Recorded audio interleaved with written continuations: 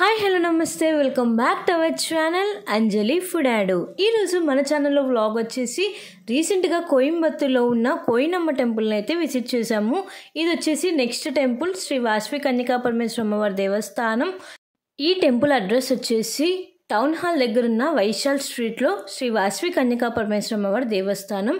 So కోయినమ్మ temple నుంచి మనకి walkable distance అన్నారు అని చెప్పేసి మేమైతే నడుచుకుంటూ వెళ్తున్నాము.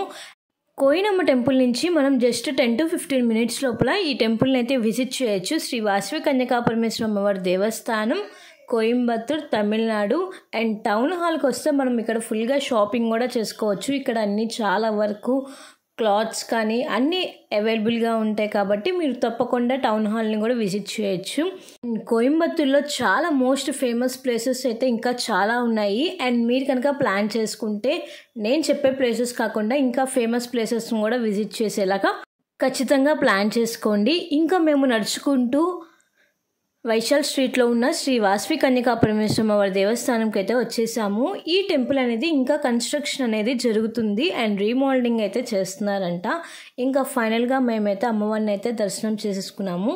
అండ్ చూస్తున్నారు కదండి అమ్మవారు అయితే ఎంత చక్కగా ఉన్నారో, వాసవి కన్యకా పరమేశ్వరి అమ్మవారు.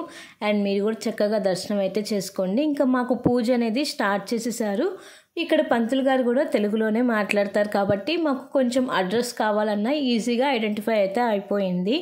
ఇంకా ఇక్కడ అమ్మవారిని దర్శనం చేసుకున్న తర్వాత ఒకసారి టెంపుల్ని అయితే చూసేద్దాము. టెంపుల్ అనేది ఇంకా కన్స్ట్రక్షన్ అనేది జరుగుతుంది కదండి. అండ్ చూస్తున్నారు కదండి ఇది చాలా పెద్ద టెంపుల్. అండ్ అలానే ఇక్కడ మధ్యలో వచ్చేసి కలశంతో కనిపిస్తుంది కదండి, అది వచ్చేసి గర్భగుడి అన్నమాట. సో అమ్మవారిని అక్కడే ఉంచుతారు.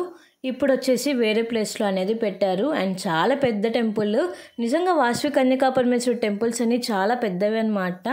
అండ్ చూస్తున్నారు కదండి ఇక్కడ వచ్చేసి మనకి అమ్మవారి విగ్రహం అనేది ప్రతిష్ఠిస్తారు. ఇంకొంచెం టైం పడుతుంది అని చెప్పారనమాట, రీమోల్డింగ్ అవుతుంది. అండ్ మేము వచ్చేసి కోయినమ్మ టెంపుల్ తర్వాత శ్రీ వాసవి కన్యకా పరమేశ్వరి అమ్మవారి దేవస్థానంకి అయితే వచ్చేసి ఇంకా అమ్మవారిని దర్శనం చేసుకుని మేమైతే కొంచెం షాపింగ్కి అయితే వెళ్ళిపోయాము.